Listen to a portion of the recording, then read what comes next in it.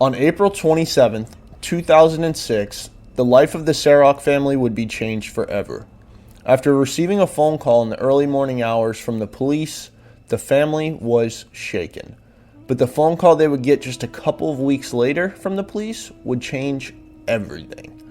Today's case we're covering has a huge plot twist, but is very interesting yet heart-wrenching.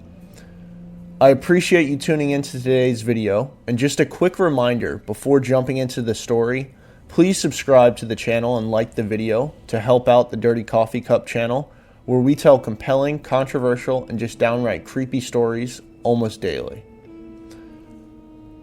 The day prior to this phone call, Wednesday, April 26, 2006, 18-year-old Whitney Sarok, who was known to be an outgoing people person, was just going through her everyday life at Taylor College in Upland, Indiana.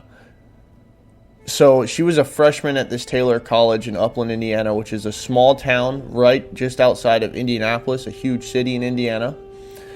She had attended some classes in the morning, and after class was making her way through campus when she noticed a poster that indicated volunteers were needed to set up a banquet hall for an incoming school president. Whitney, being an active freshman student, decided to volunteer. So she signed up and went about her day, knowing tomorrow she would be busy volunteering. So she got some good sleep that night and was just excited for the morning.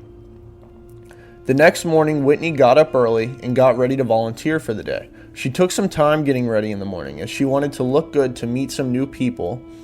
When she arrived at the meeting location for the volunteering, she met with 7 other volunteers, most of which were older than her. They loaded in the van they would be driving that day and took off towards the banquet hall. The van took off towards Fort Wayne, located an hour north. This was the location of the banquet hall.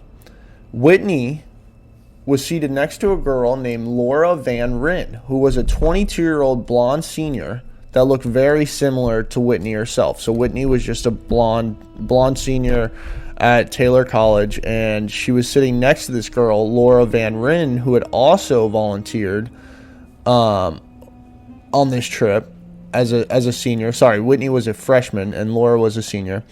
And on the way, they struck up some light conversation on the drive and realized they had a lot in common between common interests and the way they grew up and even where they grew up. They both grew up in very small towns. So the group arrived at the banquet hall and worked diligently all day to arrange chairs, tablecloths, decorations, candles, silverware, everything that goes with a big banquet like this. Around 7 p.m., all the work had been done, and the group loaded into the van and began their journey back to Taylor College. On the way back, both Laura and Whitney sat next to each other on the van ride and again had some casual conversation. So they got to know each other a little bit, but soon after getting in the van, they had both drifted off. Just about everybody faded to sleep because they were all tired from working all day. They had left early in the morning and they didn't get back into the van until 7 p.m. So now it's later in the evening and they're making their drive back to Taylor College. They had both faded to sleep at some point, but during the ride, they grazed over at each other. And just when they did, a very bright light appeared, and it seemed to get closer and closer and closer until finally, bam! The van they were driving in was struck and sent into a spinning frenzy across the interstate. The vehicle had been impacted hard by an 18-wheeler and was almost split into two. Immediately, calls poured into 911 operators saying a horrible crash had occurred on the interstate, and within minutes, Highway Patrol was taping off the scene. Helicopters and ambulance were airlifting victims to nearby hospitals and transporting victims to nearby hospitals. In the midst of the chaos, EMTs found 5 out of the 9 people in the van that Whitney and Laura were in had succumbed to their injuries. 5 people were dead immediately on site, and the other 4 people were not in good condition.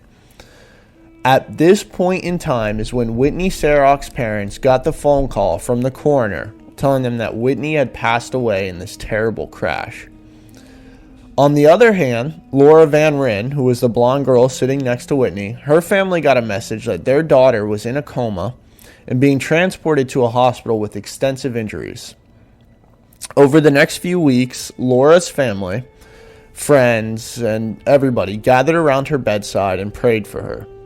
During this time, Laura was wrapped and bandaged head to toe, and their family had their concerns that Laura looked much different than before, but she was badly injured in the accident, and nurses and doctors reassured the family that after tragic events like this, sometimes the people look different.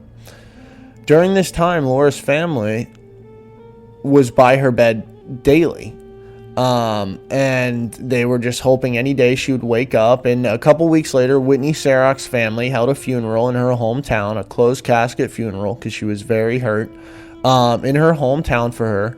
And 1,400 people attended that funeral. So it's not a huge town, so that's a really big show out. She had a lot of people that loved her, and the Sarachs were well loved in their community, especially Whitney. And a couple more weeks went by, and Laura started slowly coming out of her coma. And at this point, the family was becoming very suspicious of how different their daughter looked compared to before the accident. Well, one day, 6 weeks after the accident had occurred, a nurse was doing some cognitive and comprehensive testing with Laura as she was slowly awakening from this coma and slowly getting cognitive function back. And so the nurse is doing some testing with Laura, and she says, write your name. Write your name on this little whiteboard.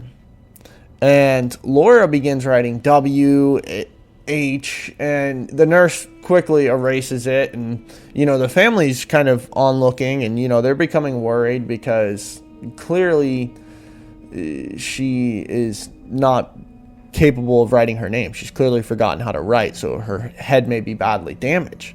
But the nurse gives her the marker back and says, try again, write your name. And at this point, on the board, they're expecting Laura to write the word Laura. But what Laura writes would shock everyone. Laura took the expo marker and wrote W-H-I-T-N-E-Y, Whitney. And at that point, the doctors, the nurses, the family, everyone looked at each other and realized just what a mistake had been made. This was not Laura. This was Whitney Sarach, who they thought had been buried just a couple weeks prior in her hometown. Whitney had instead survived the crash and was alive in that hospital room, not Laura.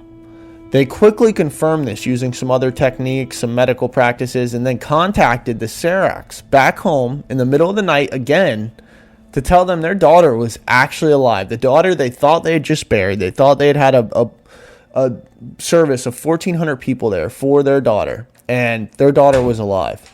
Of course, at this point, Laura Van Rin's family was in complete shock and utter disbelief, and had to make arrangements for a service for their daughter Laura, whom had actually perished.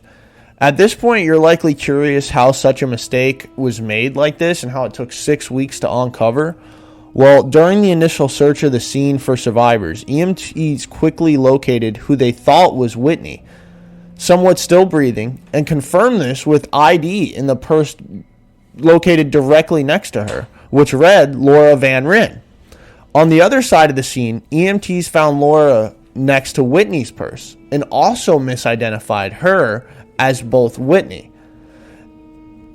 Now, Whitney and Laura looked remarkably alike, so it was very easy to think in all this stuff that they would misidentify her. And then her family, wasn't able to identify her easily because the funeral, which they thought they had for Whitney, was closed casket, and Laura was injured so badly she was head to toe in band-aids.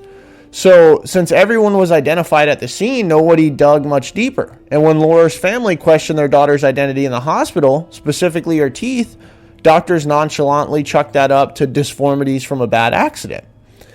Either way, this was a tragedy nonetheless, and all those involved in the accident suffered.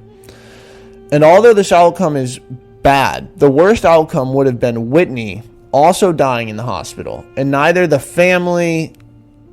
her family or Laura's family ever knowing the truth and getting the correct closure towards the death of a child. Thank you guys so much for coming to today's story on the Dirty Coffee Cup channel. Please do not forget to subscribe and like. If you have any questions down below, please comment.